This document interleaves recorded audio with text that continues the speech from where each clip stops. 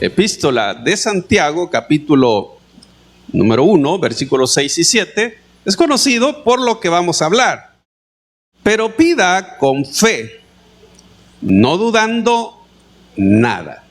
Porque el que duda es semejante a la onda del mar, que es arrastrada por el viento y echada de una parte a otra.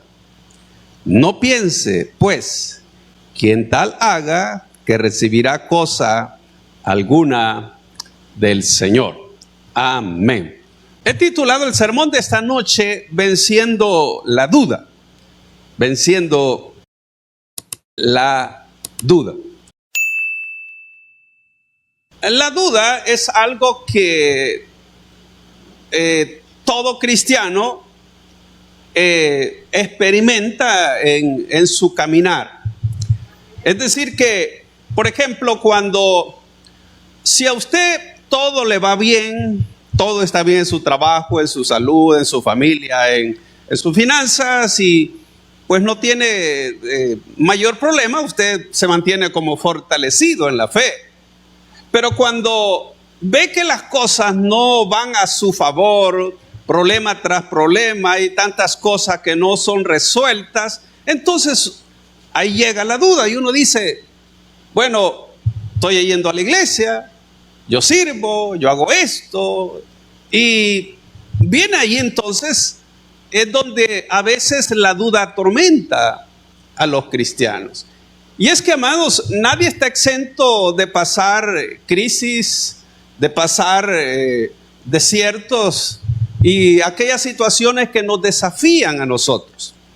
Así que vamos a tocar parte vamos a hablar de algunos personajes que también tuvieron duda y son tenidos como hombres de tremenda fe. Pero primero quiero definir la palabra duda. Según el diccionario de palabras griegas, Bain, hay dos palabras especialmente que se refieren a la duda. La primera es una que se llama del griego diacrino y significa separar completamente, retirarse de, oponerse, vacilar, titubear y disputar. Esto es una de las definiciones que da el griego respecto a la palabra duda. Pero hay otra palabra que es distazo y dice que esta palabra significa estar entre dos caminos, implicando incertidumbre acerca de qué camino tomar. Entonces, esta palabra es precisamente la que se encuentra aquí en Santiago, habla de duda. Entonces, como que usted dice, creo en esto o en esto. Esto es algo así como, no sabe por cuál. Entonces, la duda lo hace vacilar a uno. Ahora, según el diccionario secular o el Google, usted lo puede buscar, esta palabra significa vacilación o indecisión que se tiene entre dos o más juicios o decisiones, o la incertidumbre que se experimenta ante determinados hechos y noticias. La palabra como tal deriva del verbo dudar, que a su vez procede del latín dubitare, que significa vacilar entre dos cosas. La duda, en este sentido, supone la carencia de certeza en el pensamiento o en las acciones.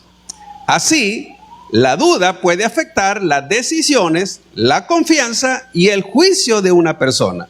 Incluso la duda puede suscitar una vacilación del ánimo en torno a la fe y a las creencias religiosas. Eso es lo que dice el diccionario Don Google.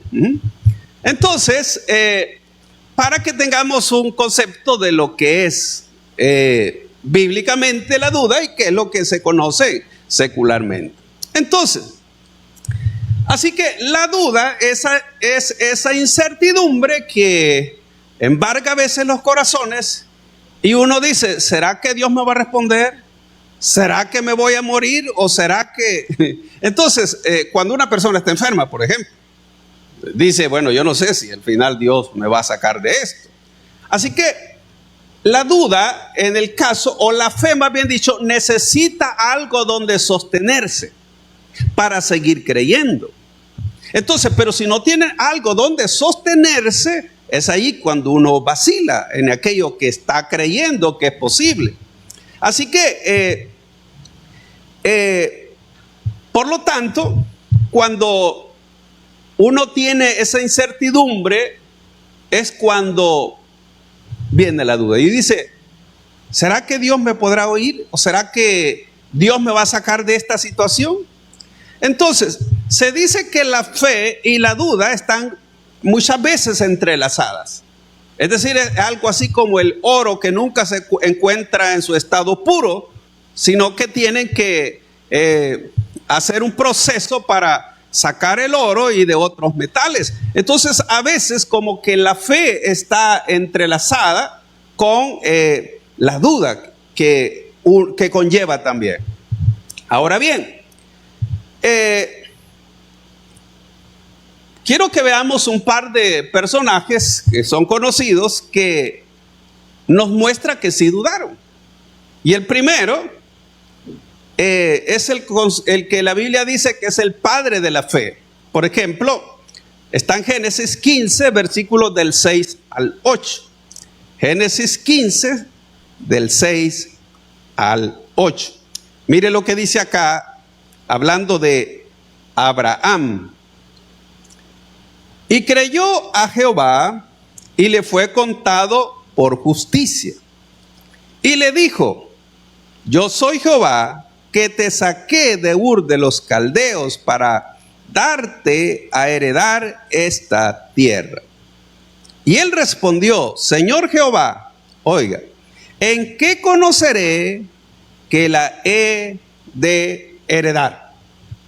Ahora, note, Abraham es el padre de la fe, pero aquí lo vemos que necesitaba como una prueba de que Dios iba a cumplir lo que había dicho. Por eso le está diciendo, ¿en qué? Note bien la pregunta que le dice, ¿en qué conoceré que he de heredar? Como quien dice, dame una señal, dame una prueba, dame algo que yo, donde me pueda sostener. Entonces note que aún el padre de la fe, vemos ahí que tenía cierta duda. Aquí no menciona así exclusivamente, pero eso es lo que da a entender, que él necesitaba como una evidencia para creer que lo que Dios le había dicho lo iba a cumplir. Ahora, si uno lo ve, por supuesto, en la epístola a los Romanos, se da cuenta que él dice que no dudó. Pero en este caso menciona que le está diciendo a Dios, Señor, dame pues como una evidencia, ¿cómo? Si yo es que voy a heredar la tierra que me ha dicho. ¿Ve? Entonces, Abraham, amados, le creyó a Dios, pero le pidió una señal. O sea, es decir, sí tenía fe, pero quería algo donde poder sustentarse. Quería una señal para fortalecer su fe. Ahora bien, este es el primer caso. Y hay otro que también es bien conocido y este fue un poco más adentro. Quiero que veamos en el caso de Gedeón. Jueces capítulo 6, 36 al 40. Jueces 6, 36 al 40. Mire lo que dice acá. Y Gedeón dijo a Dios, oiga, si has de salvar a Israel por mi mano, como has dicho, he aquí que yo pondré un vellón de lana en la era. Y si el rocío estuviere en el vellón solamente, quedando seca toda la tierra, entonces entenderé que salvarás a Israel por mi mano, como lo has dicho. Y aconteció así, pues cuando se levantó de mañana, exprimió el vellón y sacó de él el rocío, un tazón lleno de agua. Mas Gedeón dijo a Dios, no se encienda tu ira contra mí, si aún hablare esta vez, solamente probaré ahora otra vez con el vellón. Te ruego que solamente el vellón quede seco y el rocío sobre la tierra. Y aquella noche lo hizo Dios. Así solo el vellón quedó seco y en toda la tierra hubo rocío.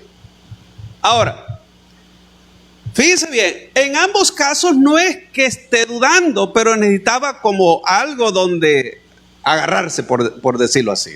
Algo en la cual aferrarse.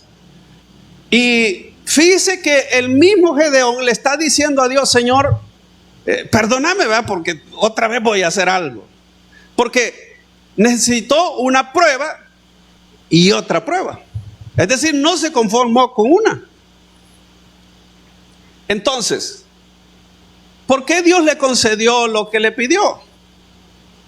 Porque de seguro que si Dios no se lo hacía, Gedeón no iba a ir a la batalla como Dios le había dicho.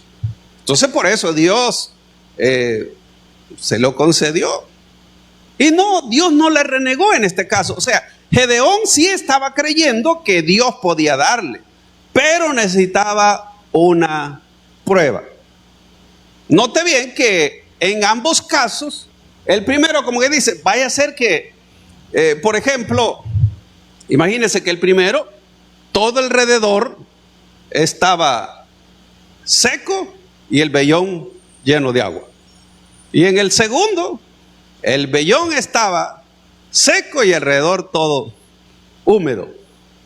Entonces, necesitó una doble señal. Así que, amados, realmente él creyó que, pero aún así, necesitaba algo donde pudiese él fortalecer su fe. Ahora, ¿será que uno puede pedir alguna señal a Dios? Dependiendo las circunstancias. Dependiendo. Porque no siempre Dios nos va a dar una señal. Pero depende de su fe. Es como Dios puede concederle. Por ejemplo, yo una vez me iba a morir. Estaba muy enfermo. Y como recaí, la vez que yo les he contado, me dio fiebre tifoidea, me lo trataron tarde y el tratamiento que me dieron no fue el indicado porque recaí. Entonces, en la recaída yo dije, hoy sí me muero, porque yo sentía que sí, porque había quedado, como que era papel, había quedado delgado. Entonces, y yo estaba como algo seguro que me iba a morir. Pero ¿sabe qué? Dios me dio un sueño. En ese sueño yo me vi que estaba orando por los enfermos. Entonces, esa fue una señal que Dios me estaba diciendo: no te vas a morir. Eso fortaleció mi fe. Entonces, o sea, hay circunstancias donde Dios sí le va como decirle: no te preocupes, no te preocupes. Entonces, ese sueño fue lo que me ayudó a mí. Y de hecho, amados, cuando antes de recaer, tuve un sueño donde una hermana que yo conocí antes, que es la que me llevó a los pies de Cristo, ella me dijo en ese sueño: y te viene otra prueba, estando yo con la fiebre tifoidea. Estando ya en la fase final del primer tiempo que estuve así. Entonces yo no creí que me venía otra prueba. Y la otra prueba era que iba a recaer. Y creo, hermanos, que si en esa ocasión mis hermanos no pagan un hospital privado, yo me hubiera muerto. Porque en el Seguro Social, ahí en ese caso me hubiera muerto. Si por poco me matan o me dejan, hermanos, que me muriera. Yo no estoy diciendo que atiende, sí atiende, pero a veces deja morir a la gente, hermano. Entonces, así que Dios tuvo misericordia. Entonces, fíjese bien, en situaciones difíciles, muchas veces Dios tiene que hacer algo para darle una prueba. Pues dice: no, hombre, no te preocupes. Ahora, entonces tenemos dos ejemplos del Antiguo Testamento. Ahora vamos al Nuevo Testamento. También está conocido. Mateo 11, versículos del 2 al 6. Mateo 11, del 2 al 6. Mire lo que dice acá. Y al oír Juan en la cárcel los hechos de Cristo, le envió 2 de sus discípulos para preguntarle: ¿eres tú aquel que había de venir o esperaremos a otro? Respondiendo Jesús les dijo: id y haced saber a Juan las cosas que oís y veis. Los ciegos ven, los cojos andan, los leprosos son limpiados, los sordos oyen, los huérfanos son los muertos son resucitados, y a los pobres es anunciado el evangelio. Y bienaventurado es el que no halle tropiezo en mí. Ahora, usted sabe que Juan el Bautista, él mismo había dicho que Jesús era quien quitaba el pecado del mundo, que él no era digno de desatarle la correa de su calzado, de su sandalia.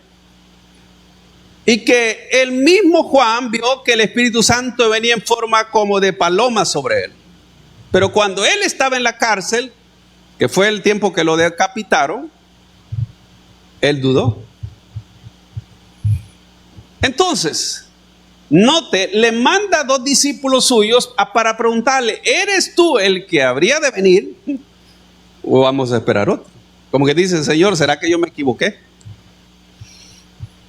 Oiga, es que mire, la duda viene en los momentos de crisis. Allí es donde viene la duda. Cuando usted topó, ¿verdad? Y no ve nada claro, ahí es donde viene la duda. Eso es lo que vemos en el caso de Juan el Bautista. También lo vemos en Gedeón. Porque ahí Gedeón tenía que estar seguro que la decisión que iba a tomar era porque Dios lo estaba respaldando. Es más, cuando ve usted en el caso de Gedeón, todavía cuando él iba a enfrentarse con los enemigos, él todavía tenía cierta duda. Y hasta que Dios le dijo que fuera y escuchara lo que uno de los enemigos le contaba un sueño al otro. Ahí se dio cuenta, en verdad, que Dios le estaba hablando a través de ese sueño. Ahora, pero en este caso, note que Juan el Bautista tenía esa incertidumbre. ¿Será que yo me equivoqué y aquí me van a volar la cabeza, verdad? Pero ¿qué pasa? ¿Sabe que Jesús no le reclamó, solo le dice a los discípulos: mira lo que pasa? Entonces los discípulos de Juan vieron lo que Jesús hacía. Y estos llevaron el mensaje, ¿verdad? Cómo en verdad que los ciegos veían, los sordos oían, etcétera, etcétera. Y los muertos eran resucitados. Y que también les era anunciado el evangelio. Entonces, con esa señal, Juan quedó tranquilo, ¿verdad? Como dice: pues sí, no me equivoqué. No me equivoqué. Así que yo no sé si usted alguna vez ha dudado. No sé si alguna vez ha dicho: ¿y será que el evangelio será la verdad? No sé si le ha cruzado, o no sé si le ha cruzado: mira, ¿será que los testigos de Jehová tienen la verdad? ¿Será que los mormones tienen la verdad? Hay que tener cuidado, ¿verdad? Porque si usted no está bien fundamentado, mire, antes estuvo muchos años atrás, había una hermana que había sido testigo de Jehová y se estaba congregando con nosotros. Y sabe que hasta ganar almas iba. Y resulta que en cierta ocasión ella leyó un libro de los testigos de Jehová. Y no cree que se volvió a los testigos de Jehová. Y yo dije: qué tremendo, ¿verdad? Porque yo hablé con ella. Entonces, el libro le hizo a ella reflexionar. Y volvió nuevamente a los testigos de Jehová. Entonces tuvo el evangelio, pero comenzó la duda. Pero ¿cómo comenzó la duda de ella? A leer un libro de los testigos de Jehová. ¿Qué le parece? O sea que a alguien, amados, que puede estar en los caminos de Dios, el enemigo puede llegar y hacerle dudar si está en la verdad o no. Entonces, ahora bien, muchas personas en la Biblia, considerados como héroes de la fe, encontramos nosotros, y por lo menos aquí tenemos 3 casos donde sí dudaron. Sí dudaron. Bueno, usted sabe cómo en el caso que ya mencionamos de Abraham y Sara, pues tomaron la decisión de echarle una ayudadita a Dios, ¿no? Y ustedes saben lo que pasó con la sierva que tenía. Entonces, existen situaciones que nos desafían. Y es ahí, amados, donde cosas difíciles que atravesar. Y ahí es donde nosotros decimos, bueno, ¿será que realmente tengo fe? ¿Será que Dios me escucha a mí? ¿Será que voy a salir de esta situación? Y aquí podemos mencionar algunas de las cosas. Por ejemplo, alguna enfermedad que no la persona ni los médicos, porque hay enfermedades que los médicos no la pueden curar, la medicina no la puede curar.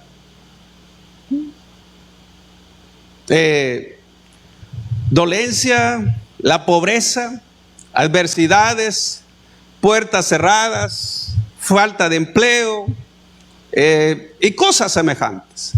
Y uno dice, pero si es que yo oro, si es que yo le pido, pero no veo. Entonces, esas situaciones son las que nos hacen dudar de Dios. Y pensamos que a lo mejor yo no tengo suficiente fe o a saber, ¿verdad? Como que Dios quizás tiene personas favoritas. Entonces, allí es donde uno entra a la duda. Entonces, nuestra fe, la fe es más, de todo creyente, según la Escritura, va a ser probada. ¿Cuándo es probada la fe? En los momentos difíciles. Así lo dice el apóstol Pedro. Para que sometida a prueba vuestra fe, mucho más preciosa que el oro, aunque perecedero, sea hallada, dice, no me acuerdo cómo termina, pero está diciendo que la fe es probada. Así que es difícil que un creyente que haya pasado, que no pase por momentos de dificultad. Entonces, ¿qué hace en los momentos de dificultad? Seguirle creyendo a Dios, porque ese es el punto. Porque debe de saber usted que una de las cosas que el enemigo quiere es que uno dude. Que dude de las promesas de Dios, que dude de la fidelidad de Dios, que dude de la bondad de Dios.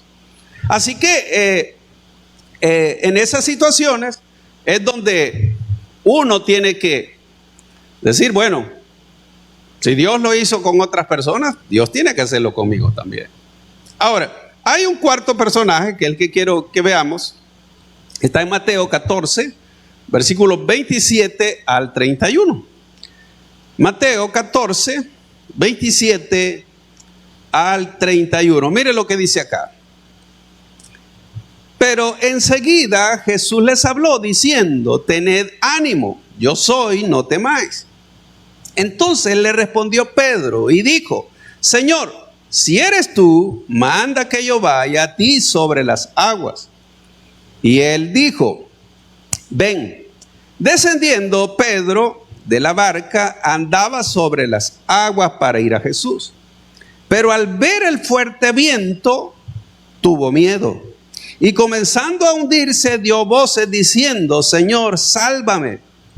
Al momento Jesús extendió la mano, asió de él y le dijo, ¿qué le dijo? Hombre de poca fe. Y lo segundo, ¿por qué dudaste? ¿Qué le parece?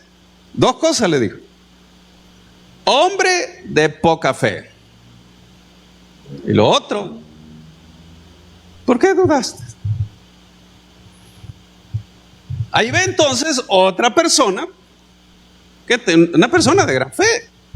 Imagínense, no se habla de Jesús, uno de los milagros que el apóstol Pedro hacía después, que con solo que la sombra de él pasara y tocara a las personas, eran sanadas. ¿Qué les parece? Claro, Jesús había dicho que ellos iban a hacer cosas mayores. Y una de esas cosas mayores, por supuesto, era hablar a 3,000 personas que se convirtieran. Pero algo que no vemos en el ministerio de Jesús ni en uno de los otros apóstoles es que con la sombra una persona fuese sanada. Imagínense a alguien de aquí, ¿verdad? Que Dios le dé ese don Claro, no encontramos en la Escritura a otra persona que Dios le haya dado ¿cómo le puedo decir? Ese poder, por así decirlo. Entonces, así que hermanos, creo que nadie está exento de pasar esos momentos de duda. Pero ya vemos, es en las situaciones difíciles, en los momentos cuando todo está bien, pues, ¿de qué va a dudar usted, pues? ¿De qué va a dudar si todo está bien? La duda viene cuando las cosas se ponen difíciles. Ahí es, pero como ya dijimos que la fe es probada. La pregunta es cómo vamos a salir al final. Así que, amados, ¿cuál es el peligro de la duda en verdad? Mire, la duda en verdad, y es aquí donde tenemos que ser cuidadosos nosotros, que la duda puede transformarse en un pecado cuando nos aleja de Dios. Cuando usted comienza a creer que Dios en verdad no, que a lo mejor Dios tiene ya como personas específicas, personas favoritas, yo quizás no. Entonces, o que la persona se aleja de Dios, ahí sí es pecado. Entonces, si nos hace caer, por ejemplo, en el escepticismo, en la dureza del corazón, en la incredulidad, la duda entonces puede convertirse en un pecado y que eso, en vez de acercarnos a Dios, nos aleja. Y ahí es donde hay creyentes que dejan de orar. Dice, ¿para qué orar? Y de todo modo Dios no me escucha. ¿Para qué orar? Mire, tanto que he orado y no hay una respuesta. Hasta he ayunado, he hecho esto, he hecho tratos y nada. Entonces eso sí es pecado. Es ahí donde el enemigo quiere que uno en verdad, en vez de acercarse a Dios, se aleje. Entonces, en esa medida es donde el enemigo quiere llevarnos. Entonces, él quiere que nosotros nos distanciemos de Dios y que dejemos de confiar en Dios, que pensemos que Dios en verdad, a algunos sí les oye, a otros sí, a otros no. Pero realmente, amados, Dios no tiene favoritos. Entonces, una de las tácticas del diablo es hacernos dudar de la bondad de Dios. El diablo quiere que usted y yo creamos que Dios no es bueno, o sea, que Dios no hace pues como Él ha dicho. Entonces, el enemigo intentará, amados, que usted se olvide todo, incluso lo que ha recibido. De aquello que en algún momento, yo no sé si Dios ha hecho algo en su vida en un momento. Pero yo siempre he dicho que para que ocurran milagros tienen que haber situaciones difíciles. Así que si usted no ha recibido milagros, entonces es porque a lo mejor no ha pasado momentos difíciles. Ahora, sanidades, por supuesto, son otro tipo de obras o maravillas que Dios puede hacer. Entonces, así que cuando se atraviese momentos de duda, reconozca que Dios sigue siendo bueno, que Dios es bueno. Ahora, y quiero que veamos, para ponerle un ejemplo, un texto del primer libro de Samuel 17:37. Primer libro de Samuel 17:37. Mire lo que dice aquí. Añadió David: Jehová que me ha librado de las garras del león y de las garras del oso, Él también me librará de la mano de este filisteo. Y dijo Saúl a David: ve y Jehová esté contigo. Ahora, entonces, ¿qué podemos hacer ante la duda? Primero, creer que si Dios ha hecho en el pasado algo en su vida, puede hacer cosas mayores todavía. Fíjense bien, cuando nadie podía enfrentar a Goliat, ¿cómo lo hizo David? David recordó cómo Dios le había dado la victoria sobre el oso y el león. Entonces, ¿qué es lo que creyó David? Que así como Dios le había dado esa victoria, ahora venía la siguiente. Y hoy iba a un nivel mayor. Entonces, así que cuando haya duda, y si usted dice, bueno, porque si yo le preguntara a alguien, a todos los de acá, ¿alguna vez ha hecho algo Dios por casualidad en su vida? Ahora, si Dios ha hecho algo en su vida, significa que Él puede volver a hacerlo y aún mayor. Entonces, primero, para vencer la duda, tiene que saber cuando está pasando momentos difíciles, haga como hizo aquí David.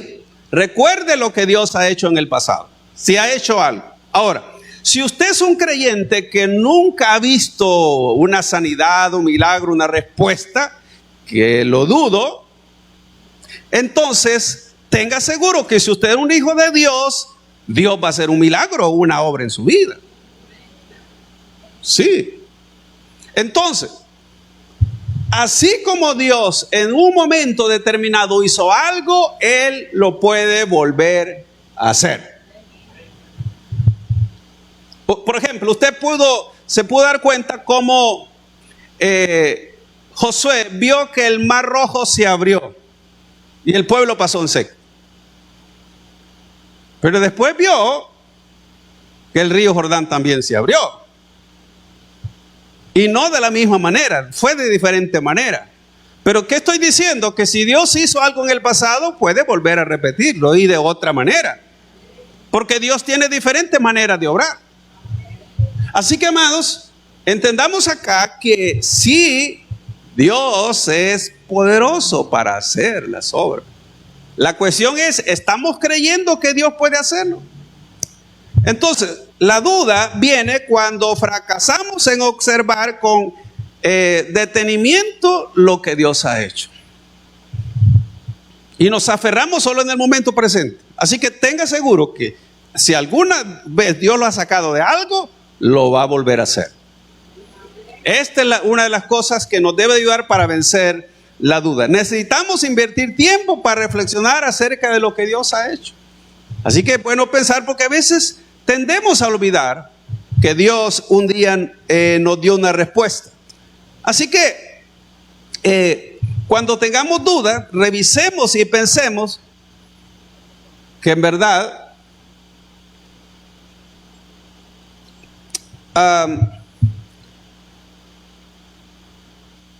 lo que Dios hizo en tiempo pasado con otras personas también puede fortalecer nuestra fe. Recuérdense que la fe viene por el oír y el oír por la palabra de Dios. Por eso es bueno que uno también dé testimonio. Cuando usted recibió algo, cuando Dios hizo algo, es bueno que usted dé testimonio. ¿Por qué? Porque cuando usted da testimonio de lo que Dios ha hecho, la fe de otras personas se fortalece. Entonces usted dice, si lo hizo con la hermana, si lo hizo con el hermano, entonces lo puede hacer conmigo también.